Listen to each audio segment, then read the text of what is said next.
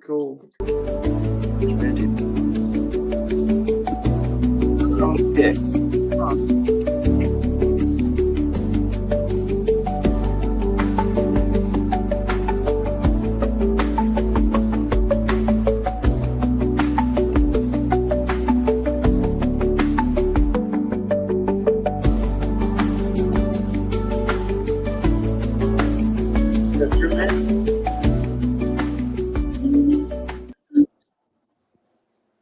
Well, good afternoon. How is everybody doing this afternoon? And hello, Mama Joe and Barbara, and we got part of our crew here. We got Ben filling in for Clint tonight because he's got a viewing he's going to tonight. So he's going through a lot of stuff. So we need to keep him in your prayers with his vehicle and all that stuff. Just life's hard, right? Life's hard. But tonight we're going to be continuing our talk on our walk through Leviticus, and it's going to get kind of interesting. It seems like it's getting. Are y'all enjoying this so far? I mean, we're past all the slaughtering of all the animals and things for a while, so that's a good thing. Maybe my wife can start listening. She starts it, and then just. Like, okay, I can't listen no more. She stops because she's like, I can't listen to this. This is too much. But yeah, so we're kind of settling in. We're going to start singing. We're going to finish up this part about this early, the beginning of the practices here, or the with the priests, and then we're going to step into some of the food laws and things, and talk about that as well. So, with that, anybody want to open us up in prayer? Lord Jesus, thank you for this time we have to worship you, to study the Bible, and learn things that we need to know. Thank you for Jason. Thank you for this church. Thank you for what we stand for. In Jesus' name. Amen. All right. So last week we had a death, right? We had a couple sons of Aaron die because they use the wrong kind of fire, whatever that meant exactly. We're going to kind of continue talking about that a little bit here. Where they used the wrong kind of incense. I was listening to Skip Heitzig talking about it when he was younger. Actually, it was a very old sermon. He's one of the guys that walks through the Bible. He's done it like 6 times with his church. Been in the same church all those years too, since the Jesus movement. It's pretty cool. Anyways, he's gone through the entire Bible over and over again on their Wednesday nights. And he was talking about that he thinks that they took a coal instead of going back to the altar and getting a hot coal from the altar. This is his speculation, that they just took a coal that was ready there and just lit it right there at the thing, instead of they just didn't do the right process, right? But he did bring up what I'm about to bring up here in verse 8, because it's kind of odd. This is why a lot of theologians think this is the reason. Maybe not so much, or maybe because maybe this is the reason why they did something, brought the wrong kind of fire, wrong kind of practice into it, is because of verse 8 here. And it says, "And the Lord spoke to Aaron, saying, Drink no wine or strong drink, you or your sons with you, when you go into the tent of meeting, lest you die." Right? It shall be a statute forever throughout your generations. You are to distinguish between the holy and the common, and between the unclean and the clean, and you are to teach the people of Israel all the statutes that the Lord has spoken to them by Moses. So, was this a response? That's the question. A lot of theologians think that this was a response to this action of these 2 young priests. Maybe they were, the process, the ordination's over, so maybe they're partying, they're happy, so they're partaking in a little alcohol, and maybe they got stupid and did the wrong thing. Maybe it's not written there like that. Or maybe it's just God putting it in here Is the next step for these priests, saying, okay, now we got this part done. Now I'm going to tell you, don't drink as priests, especially when you enter the tent. Don't come to work drunk, right? You're responsible for, for the holy things. You're good. And I highlighted there, you are, verse 10, you are to distinguish between holy and the common, between unclean and clean. And you are to teach the people of Israel all the statutes the Lord has spoken to them by Moses. And this, I think this all goes together, that you're supposed to be pure. You're supposed to be sober minded, right? And not be a drunkard, not be, bring those things, especially into the practice. And this is why would this be an issue too? Because when you think about so some of these practices with the wine and all, this wine's a big thing. So you're going to be drinking wine. You can't, like the Catholics today, they can't leave the wine to the next morning, kind of thing. So when they have the wine for their Eucharists, they're supposed to drink the wine, all the wine, and not leave it to the next morning, which is a good principle that we see here, right? Not leaving it to the next morning, kind of thing. Keeping that same kind of manna tradition. But a lot of times they got to watch how much they put out there. And I think a lot of the Catholic traditions nowadays, they only give them the bread for the Eucharist kind of thing, and then the priests do the wine part. I may be mistaken, but I think some of the traditions, some of the churches, they don't do the laity doesn't get the right to have the drink, the blood. Only the priests do that part, and everybody else takes the wafer. I'm almost certain, and maybe that's one of the reasons is because they had all this extra wine. They're trying to make it all, and only 5 people show up, and you got all this extra wine. Oh, we got to drink it all. I don't know. It's just some speculation of my own as well. Anybody? I saw you pondering over there, Steve. Yeah, I'm listening. Okay. So interject anytime you want to. You just say, "Hey." All right. So verse 12. Moses spoke to Aaron and Eleazar and Ithamar, his surviving sons. Take the grain offering that is left of the Lord's food offerings, and eat it unleavened beside the altar, for it is most holy. You shall eat it in a holy place, because it is your due and your son's due from the Lord's food offerings. For so I am commanded. But the breast that is waved and the thigh that is contributed, you shall eat in a clean place, you and your sons and your daughters with you, for they are given as your due and your sons' due. All right, I gotta shut my phone up. This alerting me to everything in the world for some reason. Okay, there we go. All right. So this is all, this is how they sustain themselves, right? A lot of these sacrifices, a lot of these things, they're going to be taking and providing food for their families from this. I mean, they are, they don't get an inheritance like the other tribes do, but their job is serving the Lord, and there needs to be some kind of payment for that. Some people think have criticized, especially the modern churches, with these guys getting paid lots of money and stuff, and which I get it. It's like, how much do you pay somebody? I mean, and people, thinking if you're serving the Lord, you should just do it for free, right? But that's an issue too. It's like, well, I mean, if you're going to be completely devoted like these guys are, completely devoted, then you need to, there needs to be some kind of support, right? You need to be supported some way. But like we support missionaries that they give their whole lives to going overseas and serving the Lord in that area and representing Christ in whatever churches that are supporting them. So they need to be taken care of, right? So this is kind of that principle here as well.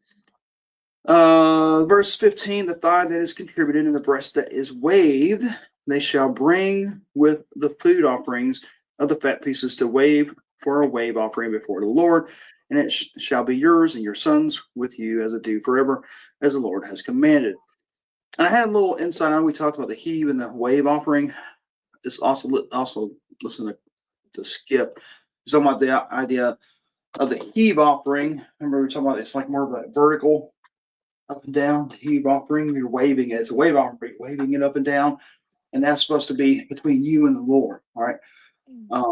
So you're sending. So this is a practice and honoring the Most High, right? Coming up to the Lord, and the wave offering was the back and forth, which was representing the people. So it's going for all the people, like the community kind of thing. So that was interesting. I was like, okay, cool. It'd be cool to watch this stuff, and see all these things take place. But all right, so now verse 16. Now Moses diligently inquired about the goat of the sin offering, and behold, it was burnt up. Oh no, did we not read this? I thought we did. And he was angry at Eleazar and Ithamar and the surviving sons of Aaron, saying, why have you not eaten the sin offering in the place of the sanctuary, since it is a thing most holy and has been given to you, that you may bear the iniquity of the congregation to make an atonement for them before the Lord.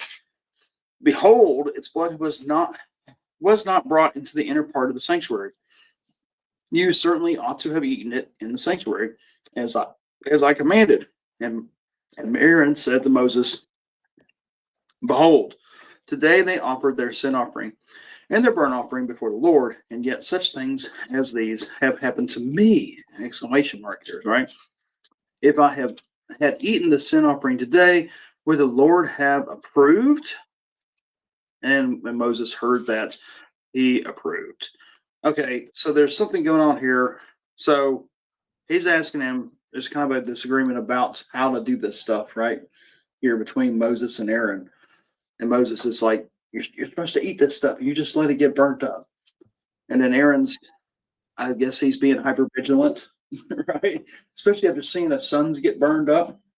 And he's like, I don't want to take anything without God's approval. Well, they were scared. Yeah, exactly. This is right after two of his sons have been burned up. And he's like, behold, today I have offered their sin offering and their burnt offering before the Lord, and yet such things have happened to me. And to me, what's happened to him? He lost his sons, right? So he's like, I'm keeping low. I'm watching every step. I'm not going out and tasting anything, eating anything, unless I know for certain that we're good. So, and then Moses was like, okay, I got you. I heard you. And he approved. All right. So I think that kind of closes up that. Any last comments from anybody about the whole interaction there? And one little thing there, we see that right after this very tragic thing, this is one thing people in ministry and all that you might be mindful, like Paul, the great example, especially right now with the deaths in the family and all, his mother passing away, his uncle passing away, yet still having to stop that down, right? And put on a happy face, come in here and do and minister to the Lord, right? Still do what he's called to do. And it's hard. It's hard sometimes in those kind of situations. This is the extreme right here, right? Aaron just lost his two sons right here, but he has to keep that. He can't tear his clothes like we're talking about. Can't show the mourning right now because he's in front of the people. He's representing God in front of the people, and he can't show that. I'm raging right now. I cannot believe God just did this. You know what I mean? Why? Why is this happening? I mean, and this is the biggest indication right there at the end. He's not taking the food. He's like, I'm just not, man. I don't know what's going on. I'm still new to this. And this is, so he's still feeling it, but he's not showing that full emotion. And then his next two sons step up, and I'm sure they're weary of, this is serious. This is very serious, which it is. So, and thankfully today we have, vacations and things we can take, people to take over and fill in for you. And give you some time to recuperate and refresh from those kind of things. I don't know if these guys got vacations. Think so? I don't know. I know they have an early retirement plan. The retirement plan's at 50. Pretty cool, huh? Yeah. What was the life expectancy? Yeah, yeah, I'm sure it wasn't that long. Each time? Probably. It probably was 50. It's like if you live to a long, ripe old age, then we're not going to let you do it anyways, right? So yeah, it was. And we'll see those kind of things where the whole it breaks it down. They can't. They have to be a certain age before they can start, and they can up to 50. Of course, you're still in the Levite clan. You're still doing things for the Lord, but you're retired. You're you're a retired priest. You don't have to do all the heavy lifting and all that stuff. And many of the things like with the Levites and stuff, they did it 1 month of the year? Talking about the priesthood stuff. The Levites, as far as like I don't know how. working around the temple and stuff, like the gatekeepers, like Obed-Edom. Mm-hmm. He was a gatekeeper. Yeah. And I think because there's 12 tribes, Mm-hmm. they did it 1 month a year. Well, and maybe we'll see it here.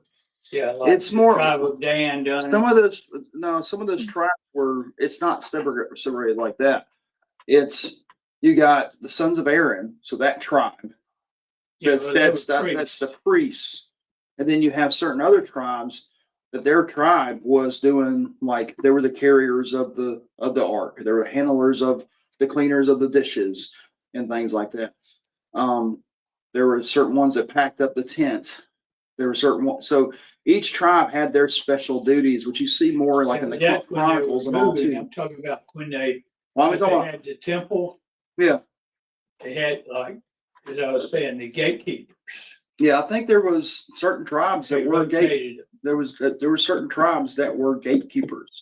And I can't remember. I just recently there's some real good indications like in Chronicles and all where it talks about those different families that were doing those different jobs.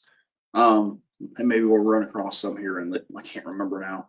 It all gets jumbled up in my brain. It's hard to remember specific. I do context well. I can remember context crazily, but as far as the actual scriptures, where they are, my brain doesn't work that way. But yeah, each of the tribes had their different jobs. I think we saw that back in Exodus as well. Yeah. Mm-hmm. So, but it does morph a little bit. It does change a little bit. We see if you really want to track that, it does kind of morph a little bit. Some of those jobs shift between the families. What group of people were totally in charge? They didn't receive no land, no nothing. That was The Levites, yeah, they're the holy people. They're the family of priests. Of course, not all of them were the high priests, but like we're saying, some of them were the cleanup guys, the cleanup crews. Some are, because they're doing these sacrifices, they need people for different things. So it was a full time. That's what their jobs were. And they did farm. They did get portions of each of the tribes' land to farm and provide for their families and stuff like that. But for the most part,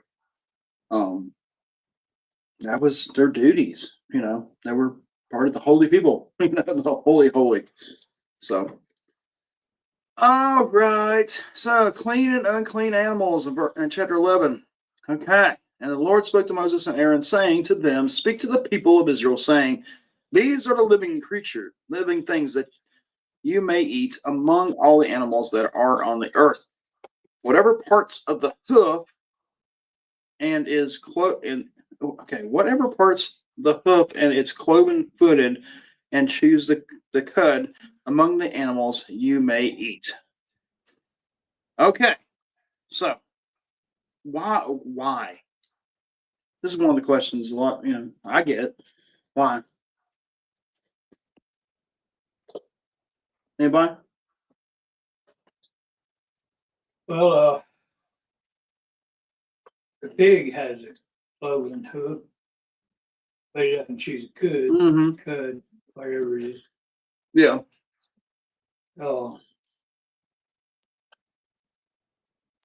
Camel has a cloven hoof.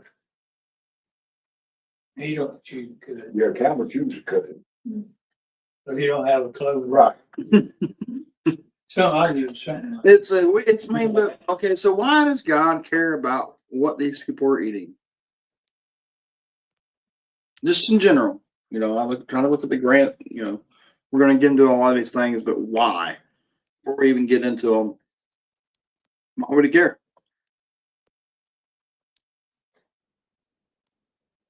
Anybody?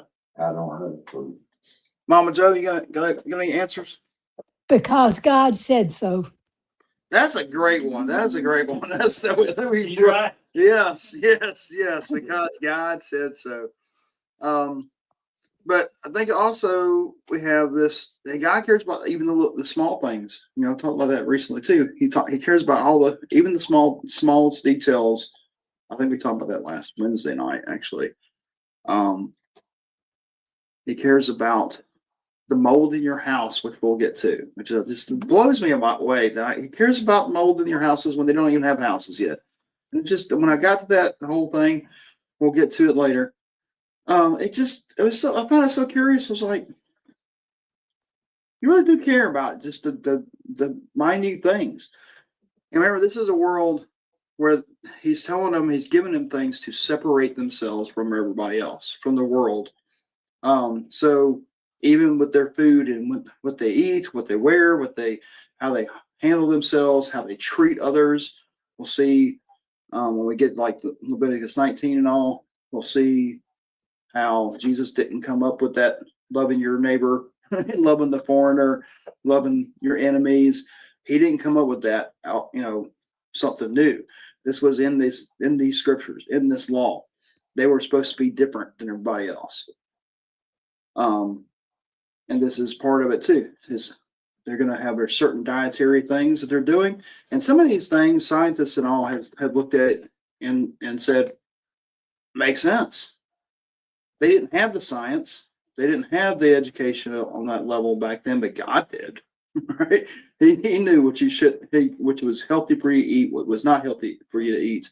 Like we'll get into the fish and all, or the shellfish.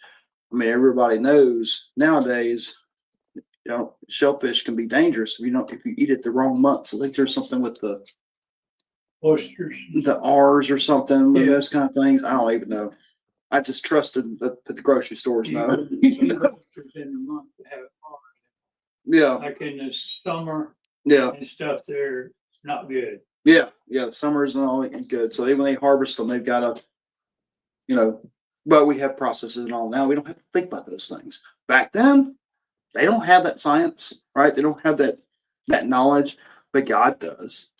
And he's caring for him. He's giving him things. Swine is a nasty, nasty thing it has parasites and everything else in it, especially back then.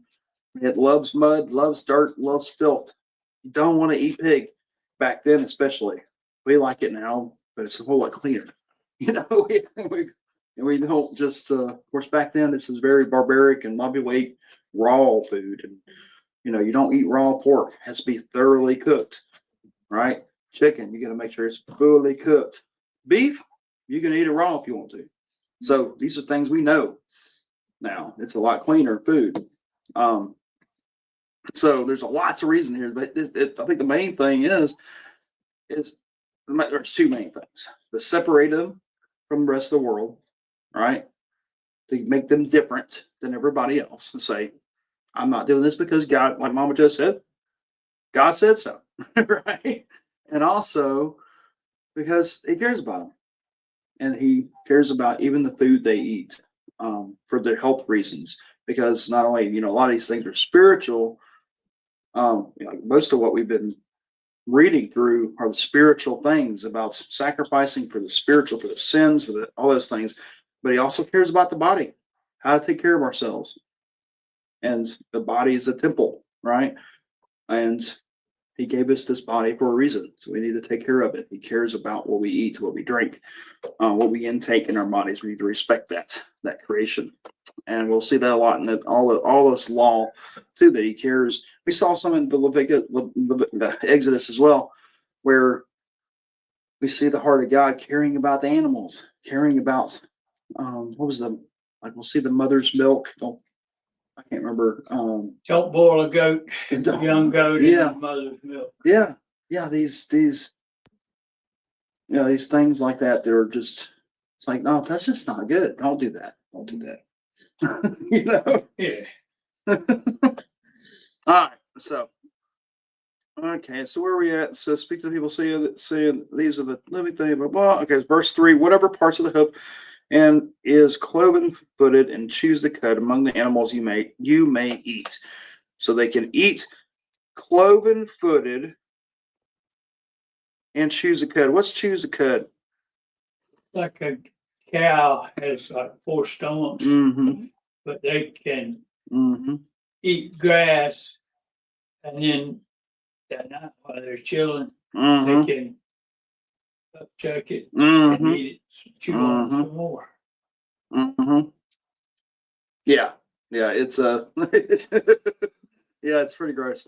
But and this choose the cud is kind of cool too, because in their Hebrew, I just learned this today, this on the way here.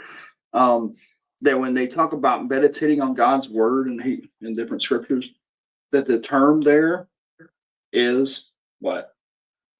Chewing on the cud. It's taking these scriptures, not just running through them, not just reading them, not even knowing what you're reading, but chewing the cud, taking a piece, taking it, chewing it up, dissecting it, and then heaving it back up, right? And chewing it on it some more, chewing on it and chewing on it and chewing on it. It's a process. So I think that's really cool. Maybe that has some significance of these animals that chew the cud. Do what I tell you to do. Meditate on me. Meditate on my word. Meditate on the things that are good and holy and righteous, right? These animals do the same thing with their sustenance, right? They chew the cud. It's interesting. It's probably more scientific than that because God, is taking care of these people. But all right, so choose the cud among the animals you may eat. Nevertheless, among those that chew the cud or part of the hoof or part the hoof, you shall not eat these. The camel, because it chews the cud but does not part the hoof, is unclean to you. So don't be tempted to eat a camel, please. And the rock badger, because it chews the cud but does not part the hoof, is unclean to you. So some kind of badger, don't be eating that badger. And the hare, because it chews the cud but does not part the hoof, okay, is unclean to you. And the pig, because it parts the hoof and is cloven-footed but does not chew the cud, is unclean to you. And pigs will eat everything, anything and everything. They're kind of gross animals, and they really will eat everything. You shall not eat any of their flesh, and you shall not touch their carcasses. They are unclean to you. But you're not supposed to touch any carcasses anyways. It makes you unclean. It's only touching dead things.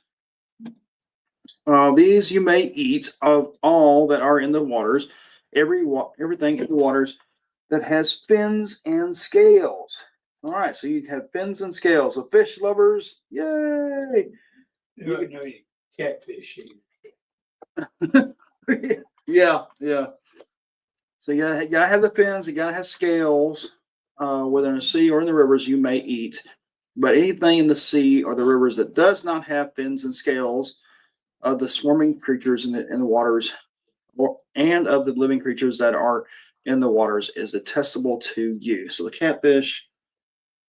So this catfish. They don't have scales. They don't have scales. I think I knew that. And maybe that's it. Maybe that's it. So God knows the science. He's like, they don't have skin. These kind of animals, they're bottom feeders. They're like the pigs of the water, right? they're eating the junk. That's what they are. They're the carrion eaters or whatever. They get all the rest, all the nasty stuff. It was like a carp there, bottom feeder. Yeah. Yeah. There's- You know how you can prepare them to eat them, How's that? right? Like a carp, Mm-hmm. you put him on a green cedar board. Mm-hmm. Just put it in the oven and bake it at 300-400 degrees. You take it out and throw the fish away to eat the board.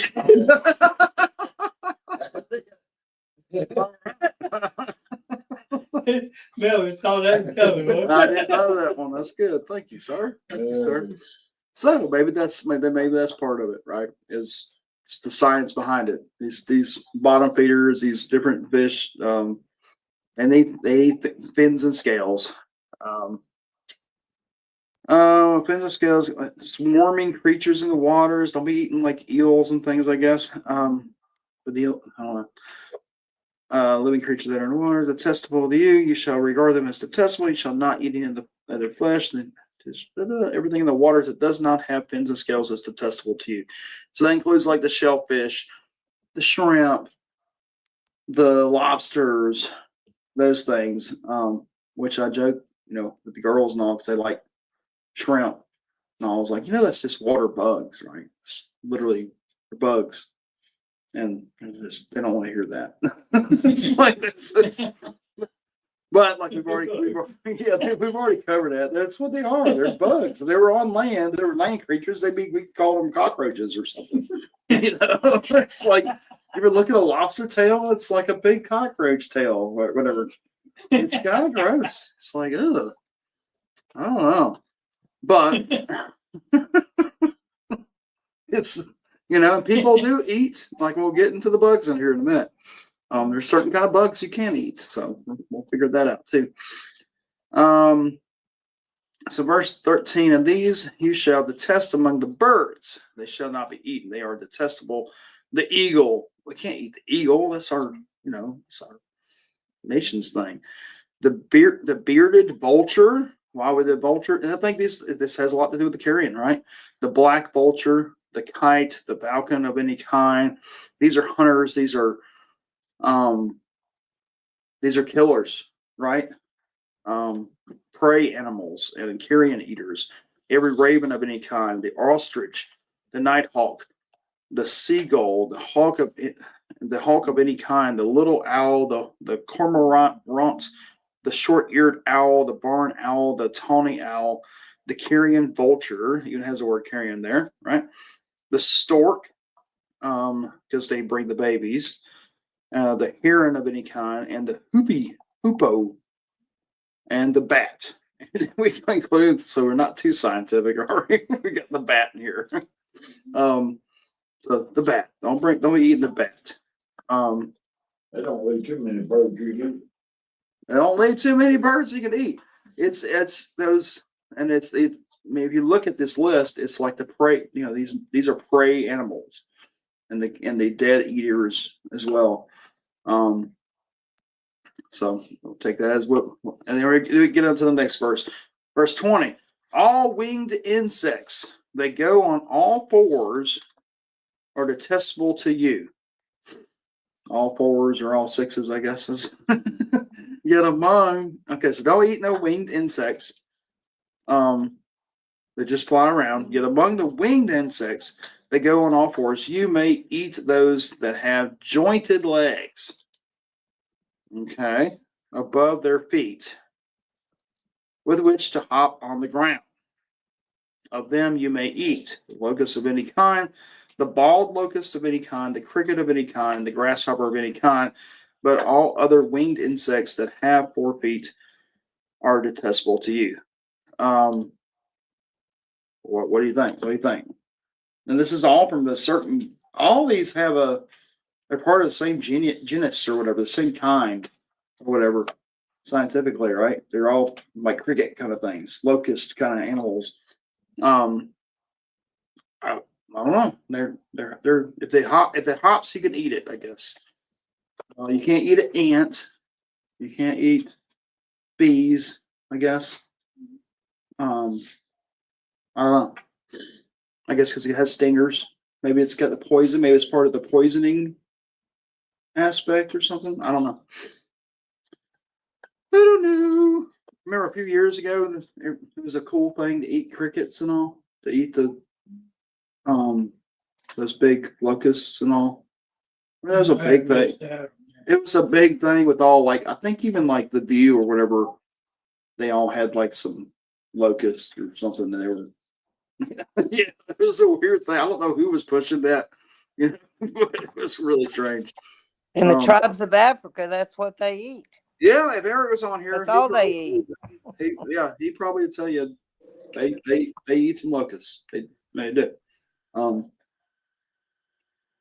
So, and I remember going to, I used to have a buddy of mine, Jaime, and he loves Asian food and all, and kind of gave me a taste for it as well.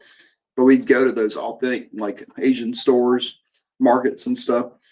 And I remember being in one of those stores and going back here to the back, and they had a cooler, like a deep freezer. And I opened the cooler up by mistake. And they had, meat shrink wrapped containers with these giant, like, screeching cockroaches things. It was I was like, ready to eat. I'm just like, whoa. That's wild. Let's eat somewhere else. Yeah. That was pretty crazy. I'm just like, okay. Well, Bible said not eat that. Oh boy. So don't be eating cockroaches. Don't be tempted to eat those. Whew. Okay. And all right, where are we at? 24. And by these shall become, and by these you shall become unclean. Whoever touches their carcass may be unclean until the evening, and whoever carries any part of their carcass shall wash their clothes and be unclean until evening. I wonder how strict that is. We were just talking about bugs. I wonder, because like if you got a carcass of an ant, I bet you we're not that strict. I don't know. Interesting. Well, that could mean all the other things like the birds and the fish. Yeah, well, I mean that we specifically just came off the Bugs. bugs. It's like don't be handling don't be handling bug carcasses. Or you're gonna be unclean until the evening. All right, so 26. Every animal that parts the hoof but is not cloven footed, okay, or does not chew the cud is unclean to you. Everyone who touches them shall be unclean. Okay. And I think this chew the cud does not chew the cud. This chewing the cud, what kind of animals chew the cud? I think it goes back to the birds as well, right? What are you saying? Cows, things that are non-violent, right? Are docile animals. I think there's a spiritual element to these things as well, besides the health issues. That these are not violent, they're not predators, they're not dead eaters, right? They're not defiled by eating dead things. So I think that has a lot to do with it as well. And 27, and all that walk on their paws among the animals that go on all fours are unclean to you. Whoever touches their carcass shall be unclean until the evening. And he who carries their carcass shall wash his clothes and be unclean until the evening. They are unclean to you. Okay. So Don't be no dog. don't eat the dog, don't eat the cat. Yeah. The ones with the paws, don't be messing with them.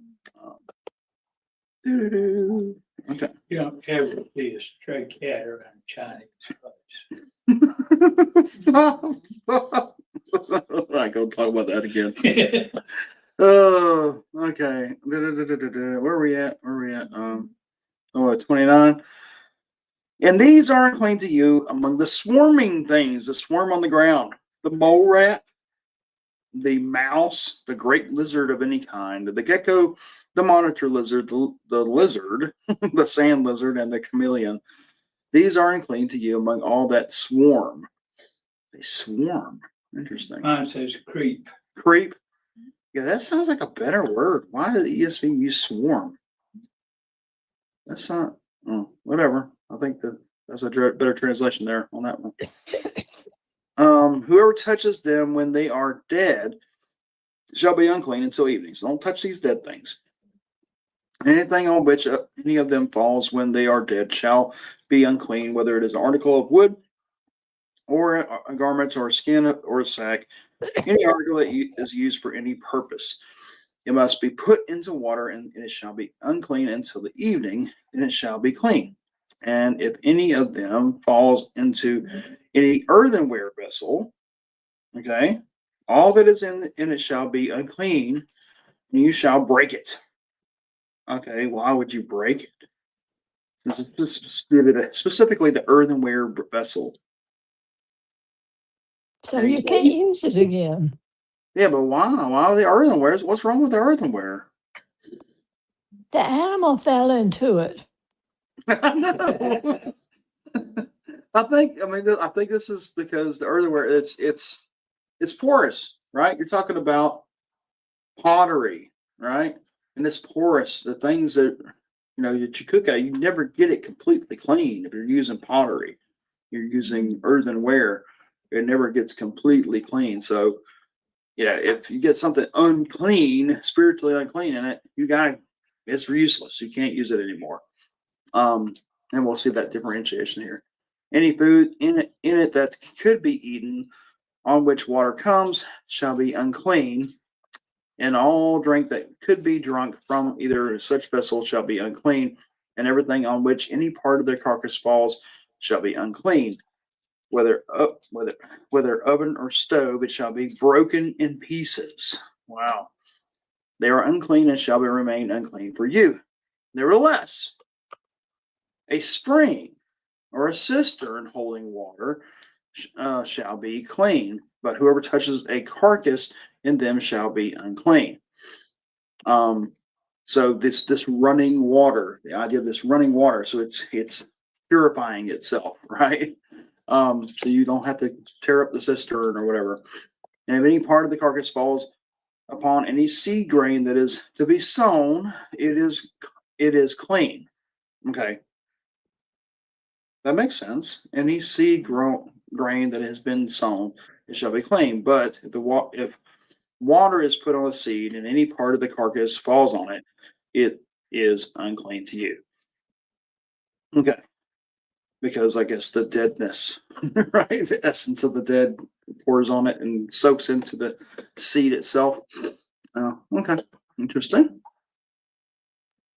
39. If any animal which you may eat dies, whoever touches its carcass be unclean until the evening, and whoever eats of its carcass shall wash his clothes and be unclean until the evening.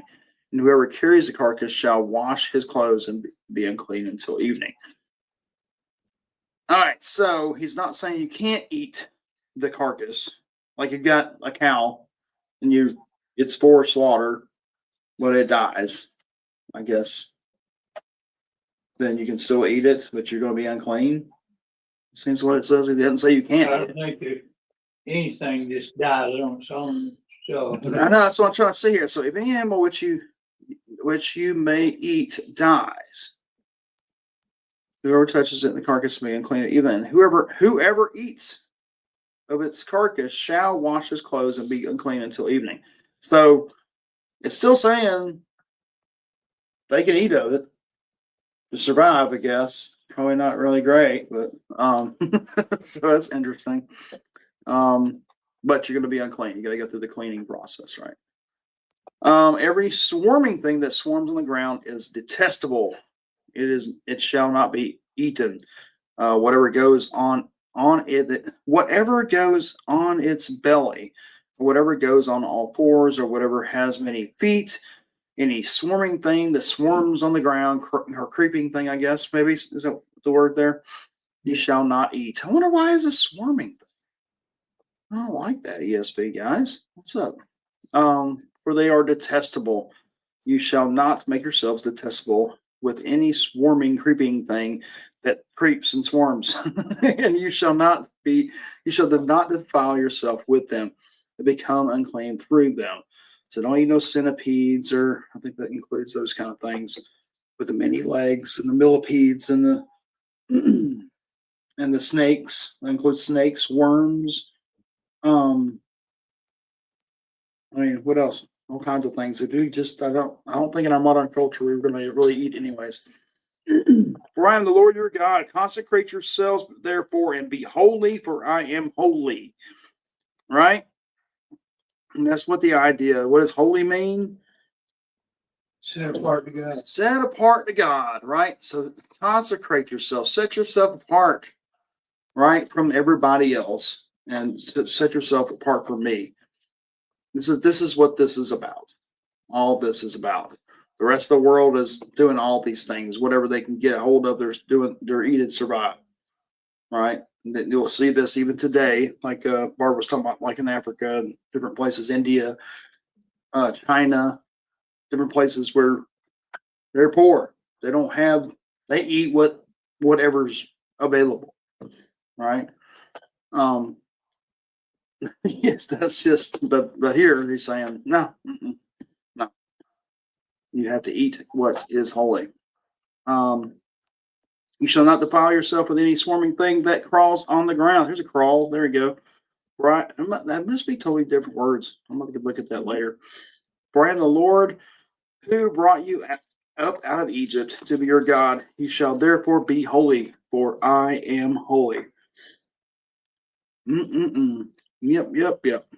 You shall be holy, set apart, for I am holy. This is the law about beast and bird and every living creature that moves through the waters and every creature that swarms on the ground, to make a distinction between the unclean and the clean, and between the living creature that may be eaten and the living creature that may not be eaten. Boom, boom. Okay. You got any problem with any of that? I don't really have a. Most of it kind of makes sense. I mean, we talked about how kind of the reasoning behind some of those things. I mean, and especially in that time period. Now we are free to eat whatever, all the beasts, all the creatures, we are free to eat. But that still doesn't make, does that mean we can eat whatever we want? Does that mean we should? Does that mean we should have a diet of Taco Bell and Burger King and, Popeye's chicken every day? Probably not, right? We probably still need to keep our be holy because God is holy. Eat cleanly to what we know, and take care of our bodies. You know what I mean? All right. So, we got a whole chapter and okay. All right. So purification after childbirth. Okay, this might get a little messy here. So the Lord spoke to Moses, saying, "Speak to the people of Israel, saying, if a woman conceives and bears a male child, then she shall be unclean 7 days." So she's unclean for 7 days. But at the time of her menstruation she shall be unclean, and on the 8th day of the flesh of his foreskin shall be circumcised. So the 8th day, with the circumcision, right? Then she shall continue for 33 days in the blood of her purifying. She shall not touch anything holy, nor come into the sanctuary until the days of her purifying are completed. But if she bears a female child, then she shall be unclean 2 weeks, as in her menstruation, and she shall continue in the blood of her purifying for 66 days. I'm the guy. I don't know how this. I'm sure that's really good reasoning for all this.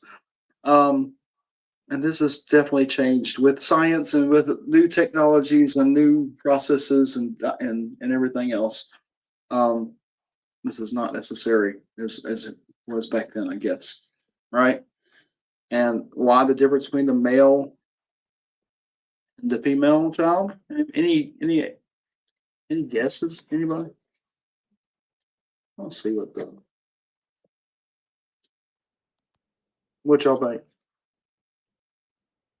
I have no idea.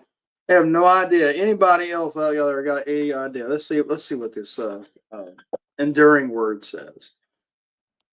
Let's see what they say about this. Okay, so if anyone can see the born male child, then she shall be unclean for 7 days. After giving birth to a male child, the mother was considered ceremonially unclean for 7 days. The boy was then circumcised on the 8th day. We got that. Thank you. Mary, the mother of Jesus, brought him to the temple on the 8th day after his birth. Luke 22:21. Jesus fulfilled the law in every respect, including the circumcision on the 8th day. Okay. But I was just trying to figure out these other things. That's a good question. Huh? What's the difference between a male and a female being born? One a week and one 2 weeks. I don't know. I don't know. Okay, let's see here. This is about circumcision. Yeah, they kind of just skipped over the. Let's see if we can skip down here. Then she shall continue the blood in the blood of her purity 33 days. Okay, let's see what this says about this. So I really don't understand what they're talking about there. I don't remember. Maybe we skipped over it like really fast over it last time too. Me and Eric went through it. When a son was born, a mother's ceremonial uncleanness lasted an additional 33 days for a total of 40 days of ceremonial impurity after giving birth to a male child. There were several reasons for this, but one important reason was to give an Israelite mother an ancient equivalent to the modern maternity leave. Okay, that makes sense. Her ceremonial uncleanness relieved her of many social obligations. Mothers welcomed these days of rest, seclusion, and bonding with their newborn. Okay, so that's, and some of these things, I have to admit, some of these things we, especially the modern theologians and commentators and stuff, will look at these things and find a way to make it seem like it's, pleasant. It's a great thing, and equivocate it with, and sometimes I'm like, oh, okay, that makes sense. And sometimes I'm like, is that really what it was? Is this really what it was about? Or I don't know. Maybe. Let's see here. In the law of the ancient Israel, blood and sacred associations, it was understood that the life of a being was in their blood. Loss of blood can mean the loss of life. The blood of menstruation made a woman ritually unclean. Even animals had to be bled in a certain way in sacrifice or slaughter. Since childbirth is always associated with blood, it makes sense that there was a special ritual purification after childbirth because life is in the blood. Leviticus 17:11. The loss of blood requires some purification to acknowledge the sanctity of life. Well, we're not going to get hung up on this, but what is it? Hold on. Where's it at? I just saw female birth. Where do you go? But if she bears a female, if she bears a female child, then she shall be unclean for 2 weeks. The time period for each phase was double that was required when giving birth to a son. For the birth of a daughter, a woman was unclean for 14 days, followed by 66. The mother of a female child received double of the ancient equivalent of maternity leave. On the purely physical side, it will bear close and reverent consideration, providing as it did for the perfect repose. What? You're speaking gibberish. Okay. Maybe just a more bonding time because it is a female. Maybe in their mind they thought. I don't know. I don't know. I have no idea. All right, we're gonna leave that alone. Unless somebody has a good explanation, I don't really know. We just know there is that part of the blood, the life blood being gone, so they need that purification time. We see that in the law during menstruation. The woman is seen as unclean, so they can't go to temple, they can't do those things. And positive side, we put the commentator put a positive twist on this, saying, hey, they enjoyed the time off. So maybe that's, culturally, they probably did. I mean, today, we tried pushing that kind of law on people, on women. I think we might have riot. We might have some big protests. Might have some problems. You can't go to church today, honey. Sorry. Okay. Let's try to finish this up real quick on verse 12. I mean, this chapter 12. Verse 6, and when the days of her purifying are completed, whether for a son or for a daughter, she shall bring to the priest at the entrance of the tent of meeting a lamb, a year old for a burnt offering, and a pigeon and a turtle dove for a sin offering. And he shall offer it before the Lord and make atonement for her. Then she shall be clean from the flow of her blood. This is the law for her who bears a child, either male or female. And if she cannot afford a lamb, then she shall take 2 turtle doves and 2 pigeons, one for the burnt offering and the other for a sin offering. And the priest shall make atonement for her, and she shall be clean. Okay, so there's a special purification process because of this bloodletting, and clean, being holy, being clean is an important thing to God. It doesn't mean you're condemned, right? It just means there's a process we have to go by to get ourselves right. If you mess around with a dead animal, maybe that's your job. That's not a dead animal cleaner upper guy. You're probably gonna, take a lot of time to, you get really used to that ritual of getting clean after cleaning up, like those 2 that had to come in and remove the body.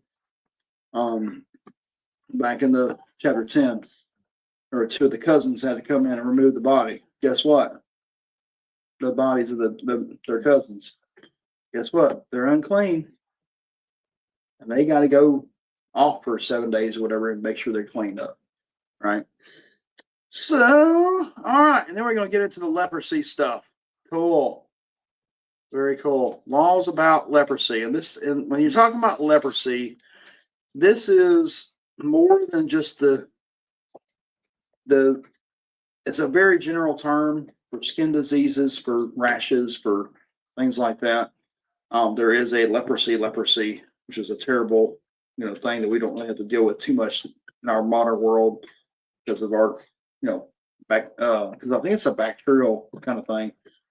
So we have cures for that kind of thing, but it would definitely be gross and keep you out of the community. It's pretty tragic, but and maybe we'll kind of talk about how awesome it is, especially exposing here in the Jewish mind of how horrible the leprosy, people with leprosy were in the culture, that Jesus actually walked up and actually touched these people. So when we read through this, we'll see, this was a big deal. And this would have shocked people looking on to see this rabbi coming up and not only talking to these people that were shunned by society, but actually touching them.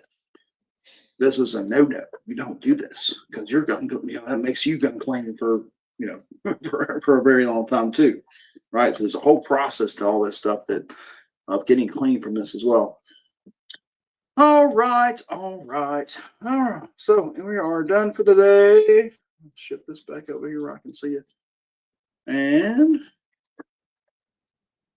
any last words? Any last comments, Barbara? No, I don't think so. You don't think so? Okay. Well, it was fun. See, I figured it out with the cameras. It's pretty cool. I got us up here. I got the dual camera going on here today. So you can see the room and me at the same time. I'm kind of excited about that. Okay, I geek out on those kind of things. But all right, so who wants to close this up? Father, thank you for the honor and privilege of coming into this study. We thank you for what we learned. And we thank you for what Jason does, and we just ask your blessings for him and his family, for all our loved ones and friends here. We just praise your holy name. Glory to God. Amen. Amen. All right, love you guys. Have a great evening. Thank you. Love you, Mama Joe.